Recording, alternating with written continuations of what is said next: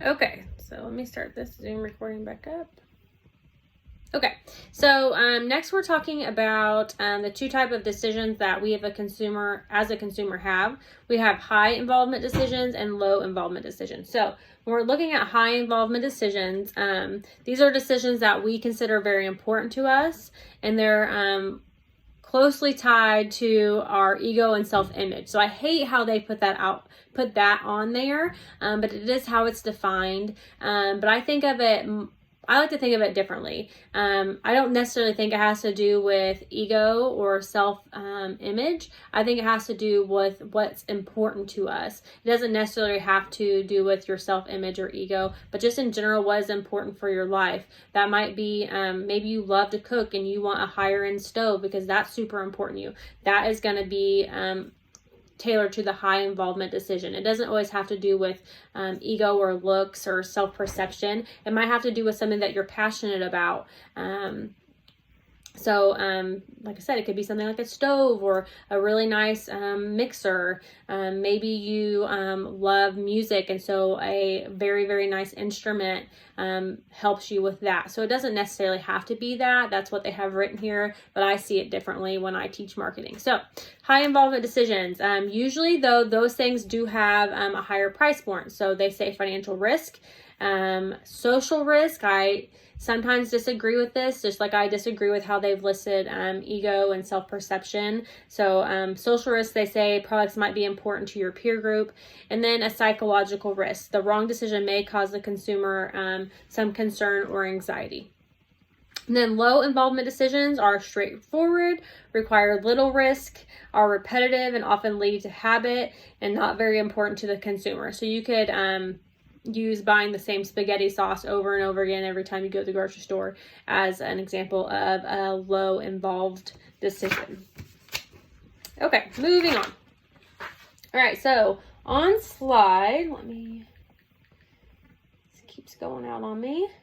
On slide 13, you have a nice graphic there about factors that influence a consumer decision. So of course we have situational factors, personal factors, psychological factors, and then social factors. So this is going to be different for everybody, how you decide to allow these to influence your decision. I think we all can probably think of a time where each one of these has influenced us to make a decision. So right now, situational, how many times have we tried to buy more Clorox or Lysol wipes, hand sanitizer, things like that right now, or a couple weeks ago when this was before the shutdown happened. So that would be very situational. Personal factors that involve like your lifestyle. So for instance, we do a lot of boating. So, new life jackets for my kids every year. That is kind of a lifestyle purchase for us. Psychological factors, so things that might motivate you. So maybe you bought some new workout equipment or new workout attire because that motivates you, or you purchased a new app on your phone that helps you with workouts inside, that motivates you.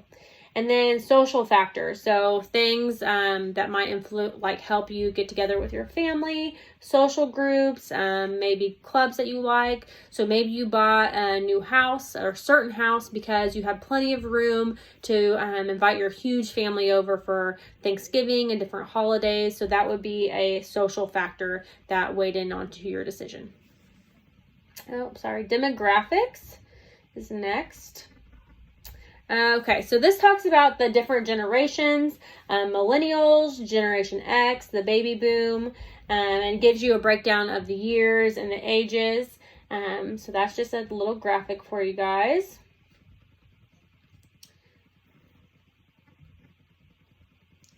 Okay, then we have psychological factors. Talking about Maslow's hierarchy of needs. If you've ever taken a sociology course, you've probably talked about this. You've actually probably talked about this in business as well. If you've taken like an intro to business class, it's usually touched on in there as well. So Maslow basically says that we as human beings have a hierarchy of needs. And until one is met, we cannot meet the other. So first comes our psychological needs, and until that is met, we cannot meet the next set. Next would be safety and security, the feeling of being loved and belonging, our self-esteem, and then self-actualization, which is realizing who we are and what we enjoy and what we love about ourselves. So he says that you cannot meet each one of those until the one below it is met. And he has it as a pyramid, kind of a step system. All right, social factors. My PowerPoint's going out. So, social class in the United States. This is another graphic. It is not popping up for me on my laptop or my iPad.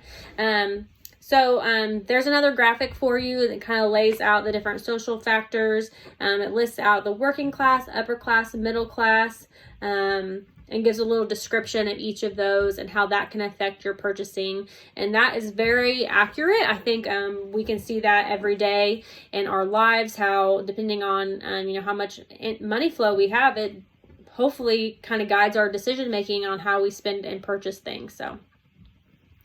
Okay, reference groups. Reference groups are formal and informal groups with opinion leaders. They can influence individuals in several ways. Role expectations, conformity, group communications through open leaders, and then word of mouth. So this is just another way to kind of how people might be influenced or be informed of different products out there that they could potentially buy. B2B decision-making stages is another graphic for you guys, and it kind of lays out the decision-making stages for you. All right, so low B2B decision involvement. So for rebuys and routine purchases, organizations use abridged versions of the process, and then some stages may be bypassed completely when a supplier has already been selected. So that is low involvement, easy peasy. Considerations to make in B2B marketing. Who will take part in the buying process? Do you have a buyer that is employed with your company and that's who does it? Is it somebody in the marketing department? Who makes that decision? What criteria does each person use to evaluate prospective suppliers? Who's going to give you a better price? Who's going to get to you faster? What product has better quality? So on and so forth. What level of influence does each member of the process have? So is there somebody that's swaying your decision one way or the other? What interpersonal, psychological, or other factors about the decision team might influence this buying process? How well do the individuals work together as a group? And then who makes the final decision to buy? The complexity of B2B buying is timing, technical specifications of physical products, or complex technical specifications associated with service, timing in terms of delivery payment, and then organizational. So those are the different complexities. All right, unique factors that shape the B2B model. B2B purchasing decisions are influenced by a variety of factors that are unique to organizations, the people they employ, and the broader business environment. So think about how someone's connections with somebody else on the outside of the business might influence their buying. I'll give an example. In Terre Haute, Culligan Water is locally owned and operated. And so I know somebody who took over some buying for their business, and they were currently had a water cooler for some place that was not local. I think it was coming in from Bloomington. They had a connection here at Culligan Water in Terre Haute, and so they switched over their water supply for their office to the local Culligan company. Clearly the person who was buying before didn't have that connection, or why wouldn't you have bought in local? But that influenced this person's decision to switch from someplace that was bringing in water from Bloomington to keep it here local in Terre Haute. Okay, so this last video was a little messy. I'm sorry. I was trying to speed up because I think I'm on like video 6 or 7 for this lecture. So hopefully it wasn't too complicated for you. So you've got a bonus question embedded in one of these videos somewhere back on the first set of PowerPoints. I'm sorry this was really lengthy lecture, you guys. But if you have any questions, please let me know. And you guys are rocking it. You're doing a really good job so far. We will go a little bit more in depth on the marketing project next time. Please remember, if you have any questions, please get in contact with me. Text is the quickest way. If you don't forget that my Zoom link is in the syllabus if you want to log on. And I think that's about it. So I hope you've had a great Monday. If you have any questions, let me know. And I will see you again next week.